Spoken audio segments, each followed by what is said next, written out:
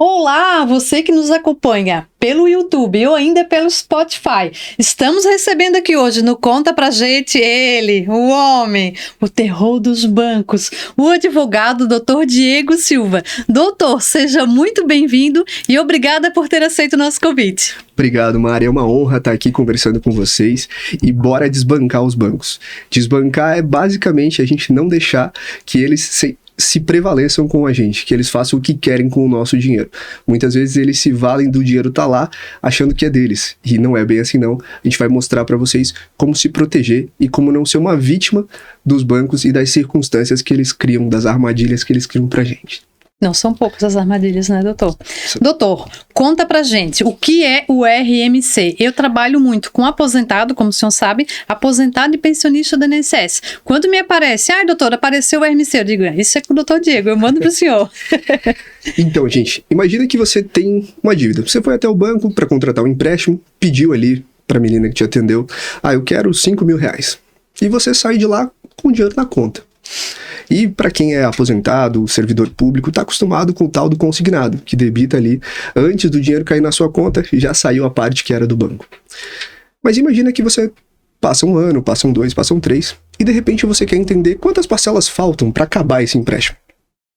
E qual que não é a sua surpresa quando você vai lá no meu INSS, que a doutora Maria Lúcia sabe melhor que eu, consulta lá extrato de empréstimos, não tem um total de parcelas. Aí você provavelmente vai ligar para a doutora Maria Lúcia e perguntar: doutora, o que está acontecendo aqui? Quando que vai acabar esse empréstimo? E se você procurar o banco, ele vai te responder que não tem parcela. O que está descontando na sua aposentadoria, no seu salário, é o mínimo de um cartão de crédito.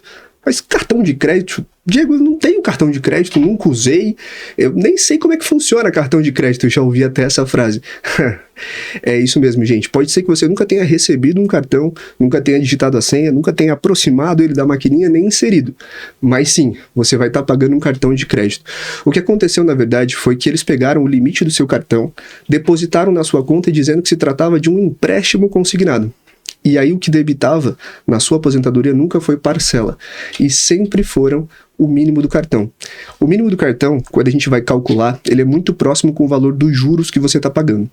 Então você vai e paga só o juro, e paga só o juro, e paga só o juro. E eu tive um cliente que desde 2016 pagou só o juro desse contrato. E mesmo já 4 anos pagando, quando ele me procurou em 2020, não tinha reduzido nada da dívida. Dependendo da taxa de juros, a dívida até aumenta. Por isso que ele é conhecido como a dívida infinita. Doutor, não, realmente não acaba nunca, né? Eu me recordo de uma situação que eu passei para o senhor, que o valor totalizando ali a dívida, né, os juros, dava 18 vezes a mais do que o valor devido, né? Isso é muito comum chegar para o senhor lá? É muito comum, gente. E aqui eu quero explicar para vocês, porque muita gente às vezes me procura indignado. Tá, mas como assim, Diego? Ninguém viu isso? Como é que isso pode? Como é que o Procon deixa? Como é que o Ministério Público deixa? Como é que isso funciona? Por que ninguém faz nada? Gente, eu quero explicar para vocês com uma analogia bem simplória até. A faca é uma ferramenta muito importante. É boa na cozinha para você usar para preparar os alimentos, para cortar os legumes, para cortar a carne. Mas se você entrega uma faca para alguém dizendo que é uma caneta e ela vai usar como se fosse uma caneta, tem muito risco dela se cortar e se machucar. Tá, Diego, mas o que isso tem a ver com o cartão de crédito consignado? É porque ele foi criado para ser de fato um cartão de crédito. E o objetivo é que se cobrasse juros mais baixos, e eu explico para vocês como é que é a lógica por trás disso. É simples. Se você tem um cartão de crédito em que o mínimo está averbado na fatura da pessoa, o risco para o banco ele é muito menor. Então ele vai praticar juros mais baixos. Por exemplo, o juro de um cartão de crédito comum varia um pouco entre 7, 8, 9% ao mês. O juro de um cartão de crédito consignado está na casa de 2,8%, 3%, 3,5% ao mês. São juros muito menores. Então é justamente essa a ideia que se estava por trás. O problema não é o cartão de crédito em si, é a forma como ele tem sido vendido e apresentado para os consumidores. Se você contrata um cartão de crédito querendo contratar um cartão de crédito consignado, ele pode ser um excelente produto para você pagar juros mais baratos de cartão. Agora, se você contrata um cartão de crédito acreditando ser um empréstimo consignado, é aí que está o problema, porque aí entra essa situação que a gente contou. Vai debitando a parcela na sua aposentadoria, quando na verdade nunca foi a parcela, você não pagou nada do saldo devedor.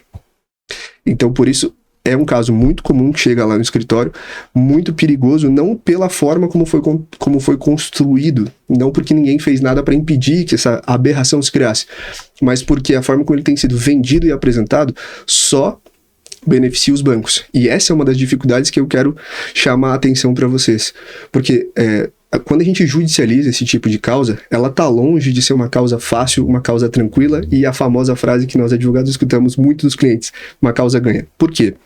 Justamente porque ele foi criado para ser um produto legítimo, existe uma lei, existe uma instrução normativa do INSS, tudo isso que criou e autoriza o funcionamento do cartão de crédito RMC. E essa é a justificativa para muitos bancos ganharem processos de RMC quando a ação não é muito bem estruturada. E mesmo ações bem estruturadas enfrentam algumas dificuldades no judiciário. Eu, por exemplo, um dos casos que a gente teve, que deu um excelente resultado para um cliente, que tranquilizou ele, que fez com que ele conseguisse zerar os empréstimos que ele tinha ali, os consignados, partiu de uma sentença de improcedência. A gente entrou com a ação, o primeiro juiz que julgou, negou, não deu o ganho de causa para o meu cliente. Mas quando a gente conseguiu levar isso para o tribunal, rediscutir essa matéria, a gente conseguiu que eles entendessem que realmente houve o que a gente chama, tecnicamente, de vício de consentimento, que é justamente isso, ele levou gato por lebre. Então, quando o juiz se convence que houve aí esse vício de consentimento, que a pessoa queria contratar uma coisa e contratou outra, é nesse momento que ele vai julgar a favor do consumidor. Então, esse é um ponto que eu quero chamar bastante atenção. Existe lei que autoriza, existe instrução normativa do INSS que autoriza, e isso faz com que muitas pessoas que tentem utilizar essa ação do RMC como uma ação massificada tenham dificuldade de ter esse resultado, porque é muito difícil de comprovar, mas muito importante de comprovar esse vício de consentimento, de que a pessoa levou gato por lebre. E esse vício de consentimento, ele se configura muito pela abordagem que é feita, porque geralmente a abordagem dos bancos, ela é muito agressiva, né? E o idoso, né? A pessoa que está ali, às vezes, acaba entendendo uma coisa e contratando uma bucha, né? Pro resto da vida. Com certeza. Eu, até vindo para cá, eu estava pensando, para quem é essa conversa, né? Para quem é esse papo que a gente vai bater falando um pouco sobre o RMC? Ele é para você que é aposentado, que pode estar sofrendo isso. Ele é para você, advogado, que eventualmente se deparou com esse problema e queria entender um pouco mais essa tese, mas para você também que tem um parente aposentado. Então, eu acho que é a pessoa mais importante de tomar conhecimento disso, porque é você muitas vezes que vai ser o elo entre a pessoa que você gosta, a pessoa que você quer cuidar, que está sofrendo com essa situação, e a solução disso.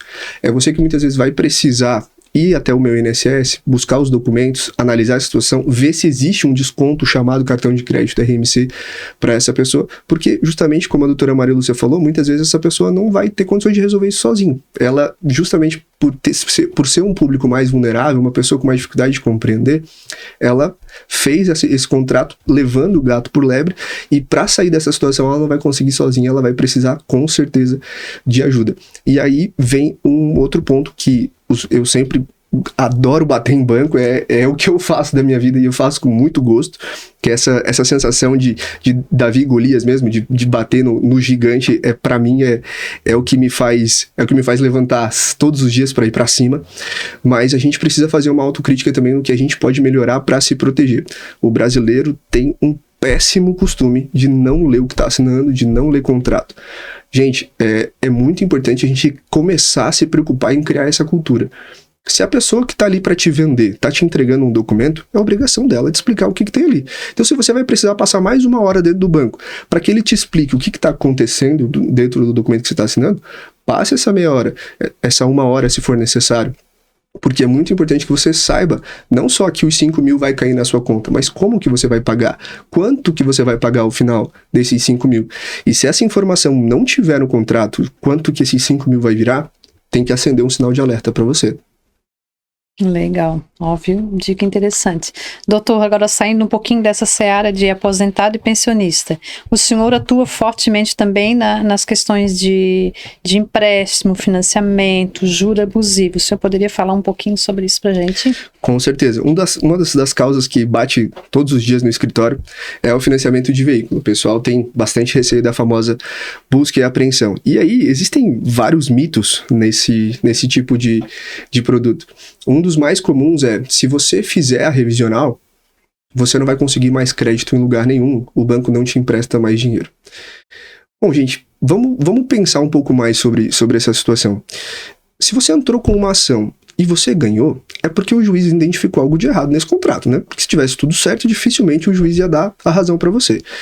Então, o juiz identificou que o banco errou no contrato, deu o ganho de causa para você, né? Julgou o procedente, falando o termo técnico, e aí o banco vai te prejudicar por isso e o juiz não vai falar nada por isso. Não é bem assim que funciona, gente. Se o banco errou, ele tem que ser responsabilizado por isso, ele tem sim que corrigir o erro dele, e com certeza você que foi a vítima do erro do banco não pode ser punido por correr atrás dos seus direitos. Então, assim, já aconteceu, Diego, de alguém ser inscrito no SCR, que o pessoal fala, que o pessoal já chamou de lista negra, por ter entrado com uma ação revisional? Já aconteceu no nosso escritório. E o que aconteceu? Um cliente que entrou com muito medo dessa questão da lista negra, e no final ele já estava até achando que não seria uma ideia tão ruim se o banco fizesse isso. Por quê? Porque funciona como um cadastro SPC e Serasa. Se você foi inscrito indevidamente, você com certeza vai ter direito de ser indenizado por essa inscrição. Então, gente, existe muita lenda nesse tipo de assunto, então eu sempre oriento vocês a procurarem informações de fontes confiáveis, não sempre daquele seu amigo que vende carro, não daquele seu amigo que já comprou, que já vendeu, porque se você vai falar de direito, é muito importante que você procure um advogado, que você procure um especialista, que você procure alguém que saiba dessa matéria, para você não acabar caindo nessas lendas e muitas vezes deixando de procurar o seu direito, pagando muito mais do que era o justo por um contrato, simplesmente porque acreditou numa informação que não era tão verídica assim. Doutor, eu bato muito nessa tecla de tu procurar um profissional, né, habilitado, especialista em determinada área, porque a gente vê tanta mentira rolando pela internet e as pessoas, infelizmente, assim como o aposentado e pensionista, essa questão de revisão de juros, de empréstimo, o pessoal acaba caindo, né, em golpe, né? Os golpes, então, é uma das situações mais recorrentes que a gente mais ouve falar, tanto na mídia como nas redes sociais. E eu até estava tendo uma conversa sobre um caso como esse na sexta-feira com um advogado lá do nosso escritório, e eu falava sobre isso. Por eu trabalhar nessa área e ver muitos casos de golpe, a gente está sempre sabendo de uma abordagem nova que eles têm. Então, por saber mais ou menos como que são as iscas, como que eles jogam, o sinal de alerta já liga mais fácil. Mas eu sou bem sincero para vocês, gente. Se viesse uma situação nova que eu não conhecesse, existe uma grande chance de eu cair, porque eles são muito espertos, eles são muito... eles usam muito envolvimento. E até falando sobre isso, existe um termo que está se popularizando e eu gosto sempre de divulgar para que as pessoas busquem mais informações sobre esse tipo de situação, que é a engenharia social. O que é engenharia social? Teve um julgamento, eu não vou me lembrar o nome do réu agora, o nome do caso, mas nos Estados Unidos, de um grande hacker que estava falando sobre como ele invadiu sistemas muito bem protegidos dos Estados Unidos e conseguiu aplicar golpes de valores enormes. E ele disse: vocês gastam muito dinheiro com seus firewalls, vocês gastam muito dinheiro com as proteções dos seus sistemas. E talvez seria muito difícil eu realmente conseguir hackear o seu sistema. Mas se eu hackear o operador, eu vou conseguir invadir qualquer sistema que eu quiser. E aí, quando ele fala hackear o operador, é que entra essa questão da engenharia social. E dentro da engenharia social tem um termo que também está se popularizando, que é o phishing, que é justamente a pescaria. Você joga uma isca, se a pessoa morder, ali começa o seu golpe. O objetivo é justamente esse: usar gatilhos, usar a programação neurolinguística para que aquela pessoa tome a atitude que você quer que ela tome. Então você vai usar artifícios, mentiras, para induzir ela a um estado de erro. Por exemplo, toca o seu telefone e vai perguntar assim: doutora Marilúcia, a senhora tem conta no banco tal, sua conta é o número tal, seu CPF é o número tal. Ele te bombardeia com informações suas verídicas, que ele sabe que são verdades, justamente para que você comece sim, sim, sim, sim, que existe um viés de concordância. Se você está dizendo vários sims, a tendência é que para as próximas respostas você diga sim também. E você vai criando na pessoa um senso de confiança, porque ela vai entendendo que, poxa, se ele sabe tanta coisa sobre mim, provavelmente ele é confiável, o que não é muitas vezes o caso. E a partir do momento, ele vai usar agora um gatilho de urgência, ele precisa que você entre em estado de alerta, que você tenha a famosa visão de túnel, que você não comece a questionar o porquê de muita coisa, senão você pode não acatar as ordens dele. Então assim, você fez uma transferência de 26 mil reais para Alberto de tal, ele inventa um nome ali. E aí você vai dizer, não fiz essa transferência. Ah, então eu preciso que agora você vá no seu aplicativo, faça isso. E quando você começa a seguir os comandos dele, ele hackeou você, ele não precisa hackear o sistema, ele hackeou a pessoa que está operando o sistema. E a partir daí ele consegue fazer o que ele quiser. Então, qual que é a dica no final de tudo isso?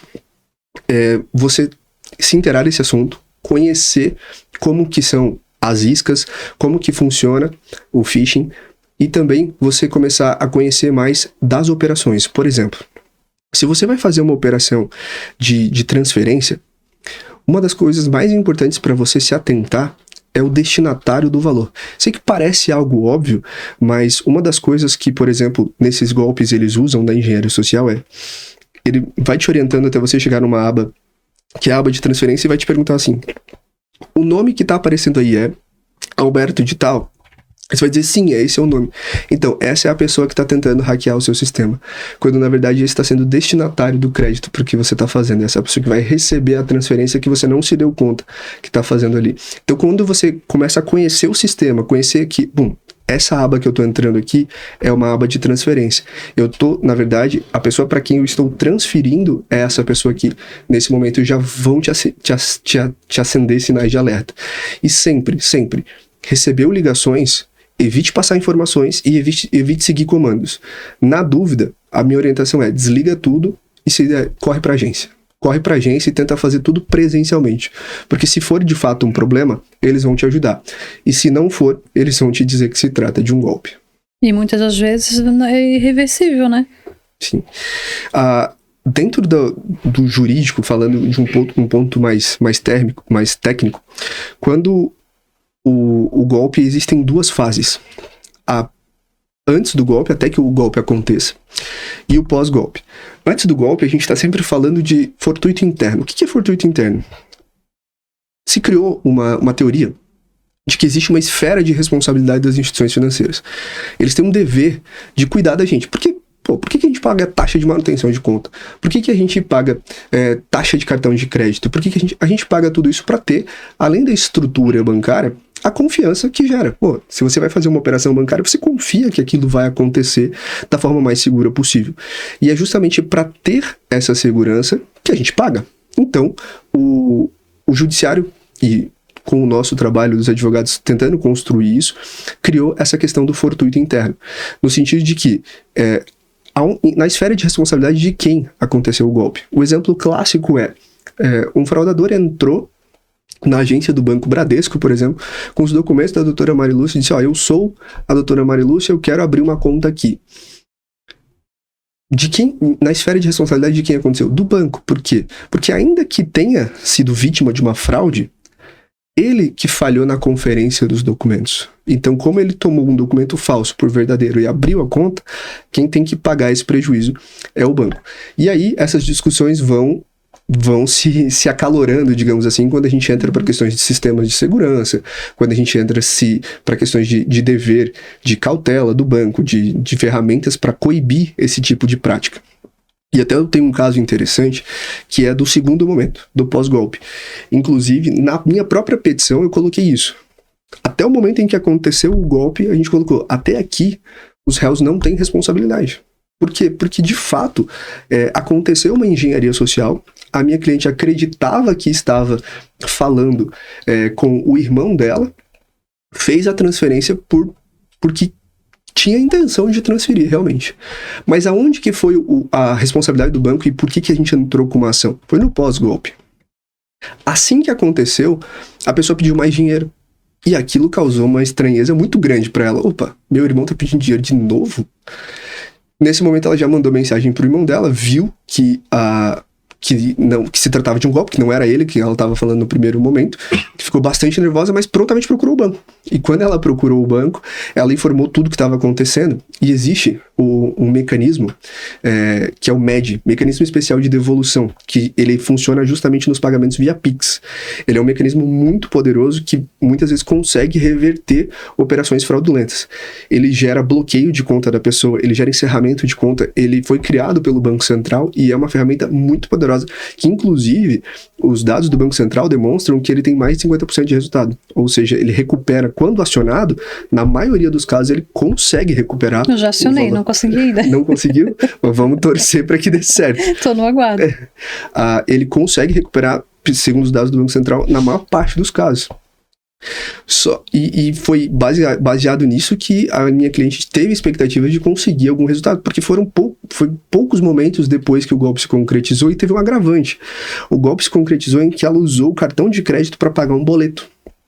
E aí, basicamente, a gente demonstrou, existe o prazo, já trazendo alguns termos técnicos também, do chargeback do cartão de crédito, que é quando você abre uma disputa, quem tem maquininha de cartão de crédito, algumas pessoas podem ter empresa e serem credores, terem a maquininha para usar, você sabe que seu cliente pode abrir uma disputa por fraude, ele pode abrir uma disputa por algum desacordo comercial, ele pode abrir uma disputa por alguma inconsistência.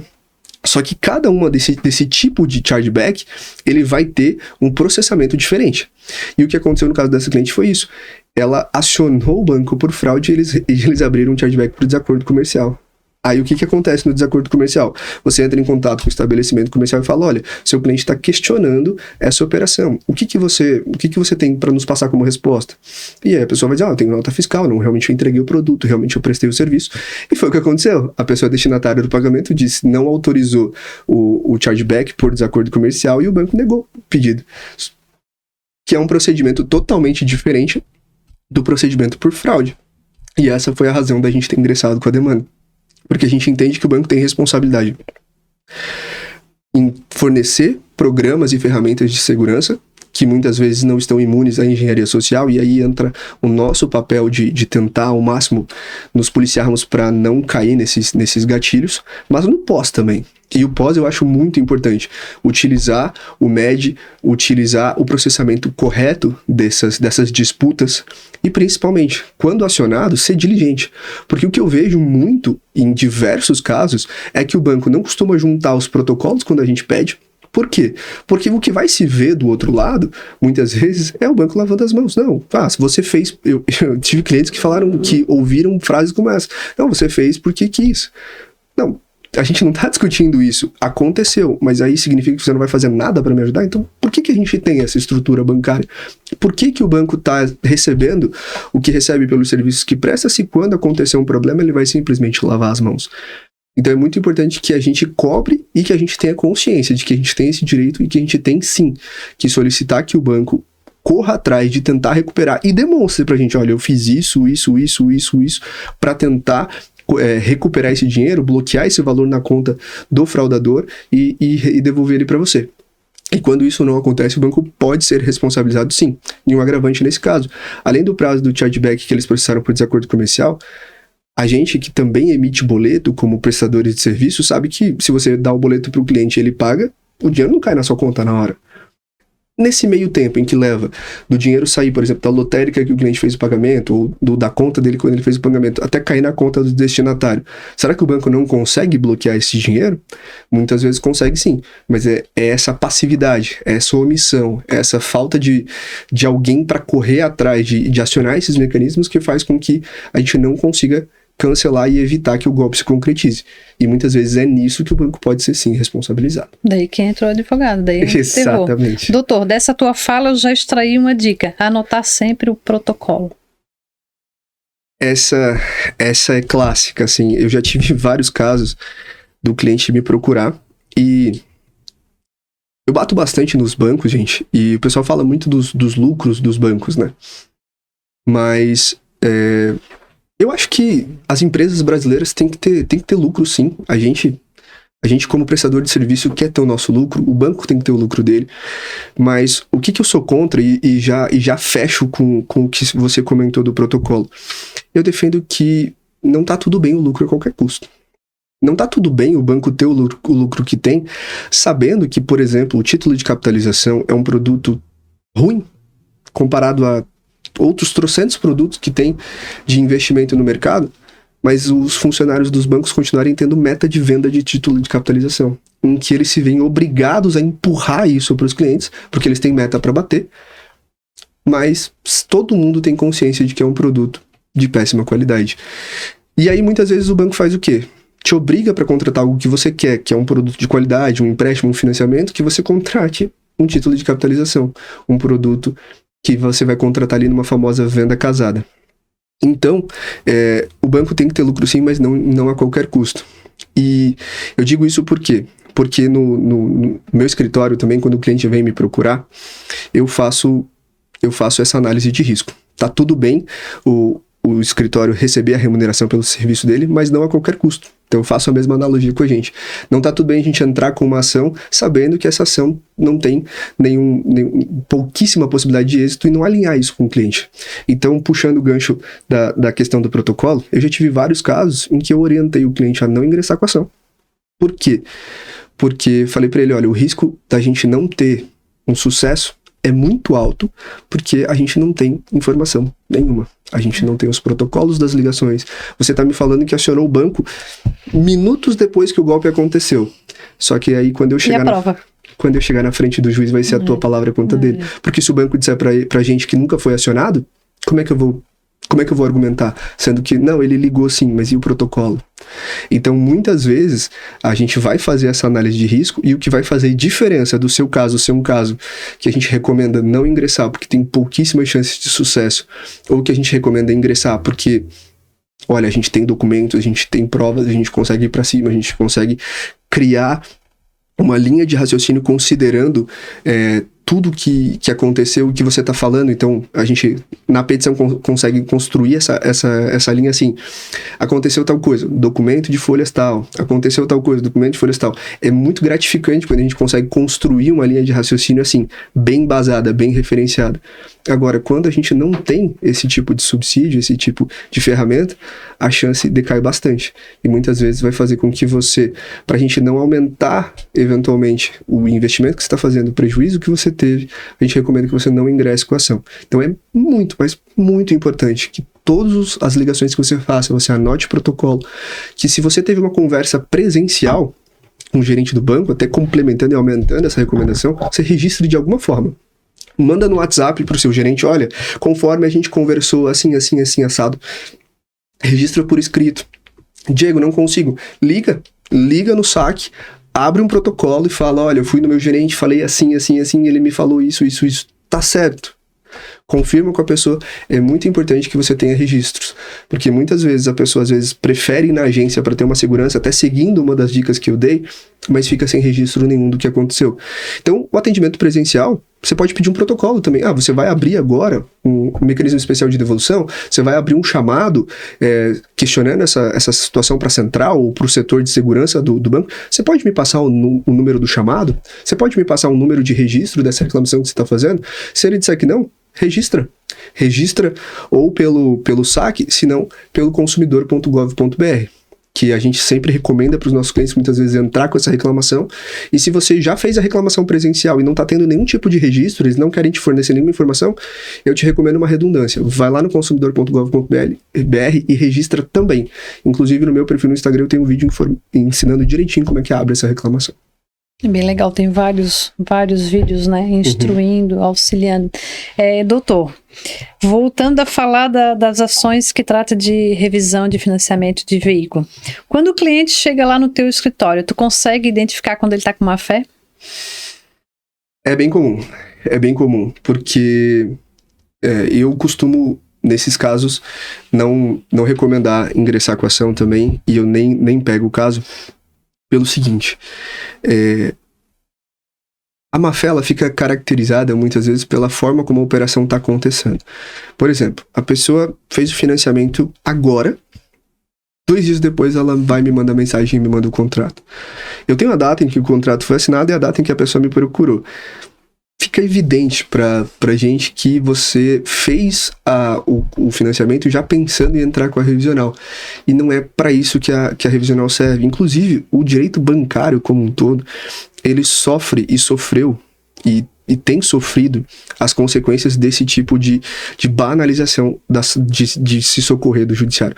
Por quê? Porque teve uma época, e eu não participei dessa época, nessa época eu acho que eu ainda estava na universidade, que era muito moda as ações revisionais, e choveu ação revisional, e o pessoal tinha a estratégia de fazer assim: eu vou entrar com a ação, vou pedir uma tutela de urgência, liminar, para suspender os pagamentos. E aí suspendia os pagamentos, nesse meio tempo o banco ficava estrangulado, porque não recebia, e fechava acordo, mesmo que muitas vezes a pessoa não tivesse muita razão no que estava pedindo naquele contrato. O que isso criou como legado pra gente hoje? Hoje é muito mais difícil você conseguir um resultado positivo no judiciário. Uma liminar, então, é muito mais difícil também. Hoje você vai, para conseguir uma tutela de urgência, uma liminar, você vai ter que pagar valor incontroverso em juízo. Isso já está pacificado. E tudo isso foram ferramentas que o judiciário criou para justamente coibir esse tipo de prática. Então nós também temos que fazer uma autocrítica de como que a gente está lidando com o judiciário. E de novo, gente, como eu falei aqui, eu sou a favor da gente ter lucro sim. Eu sei que as ações em massa, as ações massificadas, é o momento que advogados que têm pequenos clientes com menor poder aquisitivo, se somar vários clientes, conseguem ter um retorno bacana. Mas como eu falei, não tá ok a gente fazer isso de qualquer jeito. A gente precisa ter critérios também para entregar um resultado efetivo para o cliente e para a gente também não sujar o nosso nome junto a quem a gente está representando, junto ao judiciário, e também não ir queimando teses importantes que muitas vezes vão criar uma certa resistência no judiciário, para usar um termo mais brando, que muitas vezes vai impedir pessoas no futuro de ter os seus direitos atendidos, porque as pessoas vão ter que ter muito mais ferramentas, muito mais documentos, muito mais comprovações, porque o judiciário já criou uma resistência por ter tido gente que explorou de uma forma muito pouco criteriosa uma certa tese, digamos assim, para a gente falar de uma forma mais amena. E os bons acabam pagando pelos maus, né? Porque quem realmente tem um contrato irregular acaba sendo prejudicado. Vai ter muito mais dificuldade de conseguir buscar os seus direitos. Então, eu sempre costumo recomendar, e a gente tem isso, a doutora Mariluz comentou que os casos de direito bancário, ela recomenda pra gente que é a atuação especializada, que é a atuação de um especialista. Eu só trabalho com direito bancário, são raras e normalmente são de parentes as ações que vão fugir dessa área que a gente está mais fazendo para ajudar um cliente, e a gente usa esse sistema de parceria. Eu acho que ele é muito mais saudável porque vai evitar justamente isso, que você tente com o cliente, muitas vezes para ajudá-lo ou para não dizer não, ficou sem jeito, você vai tentar uma área que não é muito a sua praia, digamos assim, e aí você tem muitas chances de fazer isso, de prejudicar o direito daquele cliente, prejudicar muitas vezes a sua imagem com aquele julgador, ou então queimar cartucho de uma tese que poderia ser melhor explorada se tivesse um acompanhamento de especialista. Eu, por exemplo, reconheço o mérito de previdenciaristas, porque se eu fosse fazer a minha ação ou fazer qualquer questão previdenciária, eu estaria lascado, gente. Eu sei que no previdenciário tem processo administrativo também, como tem processo administrativo dentro do Banco Central, no direito bancário, e muitas vezes você vai construir uma estratégia, e sempre o diferencial do especialista vai ser isso. A petição, botar as palavras no papel em branco, o papel em branco aceita qualquer coisa. Agora, você pensar em como que você vai construir essa estratégia, se você vai precisar acionar o banco administrativamente para pedir o contrato ou não, se você vai ingressar com essa ação com o contrato ou não, se você precisa do extrato da operação, como que você vai fazer esse cálculo? Por exemplo, o pessoal, já vi muitas ações nascerem infrutíferas, digamos assim, porque não se atentam ao requisito legal, porque a ação revisional é procedimento especial, não é procedimento comum. Então, ponto 1, você vai ter que alegar na ação revisional qual que é o incontroverso, se você vai estar somente discutindo o excesso. Então, se você não calcula o incontroverso, muitas vezes você vai ter dificuldade que a sua ação seja iniciada, que você não tenha uma sentença de extinção de pronto. Esse é um dos pontos que eu vejo o pessoal bater bastante cabeça. E ações bancárias, muitas vezes, têm valores de causa alto. O que isso faz? E aí vem um risco que eu quero trazer para vocês, que é a sucumbência. Nem sempre as pessoas são informadas desse risco. Quando você ingressa com uma ação e você não tem o benefício da justiça gratuita, em muitos casos você vai ter as custas iniciais que você pagou, e quando o juiz vai receber a sua ação e vai dar continuidade à ação, se ele simplesmente extinguir de pronto, ou se ele julgar o mérito, ele vai fixar honorários para aquela pessoa para o advogado da outra parte. E aí são os chamados honorários sucumbenciais. Esses honorários sucumbenciais variam de 10% a 20% do valor da causa. Se a gente está falando de uma causa de valor pequeno, muitas vezes é ruim, a gente nunca gosta de pagar, mas eu já tive um caso, por exemplo, em que eu estava na defesa de um cliente e eles entraram com uma ação, e a ação eles valoraram a causa para fins fiscais em R$10.000. Quando eu analisei melhor a ação, preliminar da minha defesa foi da modificação do valor da causa, que era do valor que deveria ser no valor do bem, R$700.000. E aí a ação foi julgada improcedente, com 10% de honorários, o juiz modificou o valor da causa na sentença. Isso significa o quê? R$70.000 de honorários de sucumbência. Então é muito importante que a gente tome muito cuidado na hora de montar uma estratégia, porque os riscos são considerados. Lembra que eu falei para vocês que muitas vezes o risco faz com que eu recomende para o cliente entrar ou não com a ação? Está muito dentro disso. É claro que a gente não tem como ter certeza do que vai acontecer, como garantir, mas é muito importante a gente alinhar os riscos. Olha, a sua ação, ela é difícil, é uma ação que a gente não tem grandes prognósticos, mas se você não fizer nada, muitas vezes vai ser pior. Então vamos para cima, olha, a gente vai bater nesse ponto, e o risco é esse. Tudo bem para você? Eu acho que alinhado com o cliente não tem problema nenhum. Mas isso, para você conseguir construir isso com segurança, seja dentro do direito bancário, seja dentro do direito previdenciário, é muito importante que você esteja assessorado por um especialista. Doutor, e ressaltar o direito de sucumbência do advogado. Sempre. O honorário, né? O honorário. Exato. E vedada a compensação, que essa foi um sucesso muito grande pra gente, porque sofremos bastante com a compensação de honorários. Ó, tá vendo? Já falou em cálculo, já falou em risco, já falou que é arriscado falar causa ganha. Por isso que quando falar, cadê o advogado que mexe com os bancos, já é com o doutor Diego, não é comigo. É isso. E eu sempre que vem um caso de previdenciário, vou sempre recomendar para as minhas parceiras previdenciaristas, porque eu não vou arriscar mexer de jeito nenhum. Também é um procedimento diferente, que tem as suas particularidades, e sei que os clientes que eu recomendar vão estar em excelentes mãos. Cada um na sua área, né? Exatamente. Tem que ser. Doutor, já estamos aqui nos encaminhando para o final do nosso episódio. Quero deixar a fala aberta contigo, deixar teus contatos, alguma dica, tá contigo. Perfeito, então, gente. Antes de deixar o recado, vou deixar as redes sociais onde vocês me encontram. Eu sou relativamente ativo nas redes sociais, eu gostaria de conseguir ter uma presença diária, tá sempre postando conteúdo novo, mas nem sempre as peças, as audiências e os protocolos deixam, mas sempre que possível eu gosto de estar trazendo conteúdo novo, estar conversando com vocês, e meu direct vai estar sempre aberto para vocês tirarem dúvidas, para aconselhamento, eu vou estar sempre à disposição de vocês. Então o meu Instagram, que é onde eu tô mais ativo, é @diego.fsj, que é Felipe da Silva Jax, peguei o sobrenome da minha mãe também para conseguir, ou Advogado contra Bancos, vocês também vão me encontrar lá. Meu Instagram vai estar à disposição para tirar qualquer dúvidas, elogios, críticas também vão ser muito bem-vindos. E o recado que eu quero deixar aqui, ele tem muito a ver com a minha fala do bora desbancar. Porque desbancar, para mim, significa a gente ter mais consciência do nosso dinheiro. Já me perguntaram assim, Diego, mas você bate em banco de tudo quanto é jeito, e cooperativa, e banco público, banco privado, não tem nenhum banco bom? Tentando entender o que estava por trás dessa pergunta, a minha resposta é não. Porque não existe um banco que a gente possa confiar de olhos vendados. E eu acho que é mais ou menos isso que essa pessoa queria. Um banco que ela pudesse confiar de forma irrestrita. Não existe. O banco vai ter os interesses próprios, e normalmente os interesses do banco são os interesses do banco que são contrários ao do correntista. Então, desbancar é você não pagar juro abusivo, não contratar produto ruim, não ter que contratar produto que é venda casada simplesmente porque o banco quer que você contrate e está condicionando te entregar um crédito a outro.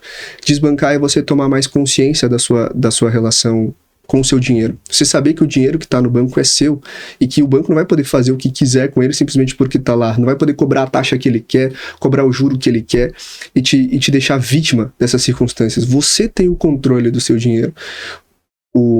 Em Provérbios, a Bíblia fala que aquele que deve é servo, aquele que toma emprestado é servo daquele que empresta. E o banco, assim como o dinheiro, ele é um excelente servo. Então, para emprestar dinheiro para banco, investimentos, para você ter um CDB, para você ter ali seu dinheiro guardado, o banco é excelente. Para você tomar dinheiro emprestado, você tem que tomar vários cuidados. Então, não tem um banco em que você possa confiar cegamente, não. A melhor pessoa para você confiar é em você mesmo, no seu estudo, no seu conhecimento, que você busque se relacionar melhor com o seu dinheiro, com os produtos que o banco tem para oferecer, para que você escolha aquele que é melhor para você, e não para a meta do seu gerente, e não para a meta que aquele banco tem para bater, e não para o faturamento do trimestre do seu banco, mas para você, para que você tenha um relacionamento mais saudável com o seu dinheiro. Porque dinheiro não é aquele papel, não é um número na conta. Dinheiro é o fruto do teu trabalho, do teu suor, das tuas lágrimas, muitas vezes, do tempo que você passou longe da tua família para ganhar esse dinheiro. E não é para ele ir para a mão de um banqueiro qualquer, simplesmente porque ele quer te empurrar um produto ruim, porque ele quer te empurrar juros abusivos, porque ele quer te cobrar além do que é devido. Esse dinheiro é para ficar no seu bolso, para que você possa ter momentos de conforto, de lazer com a sua família, ou fazer um investimento que vai te garantir um futuro muito mais seguro. Então sim, bora desbancar. Show! Obrigada, doutor. Obrigada. E o estúdio está à disposição. Fique muito bem à vontade. Mais uma vez, parabéns pelo teu trabalho e obrigada. Foi um prazer. Obrigado a todos.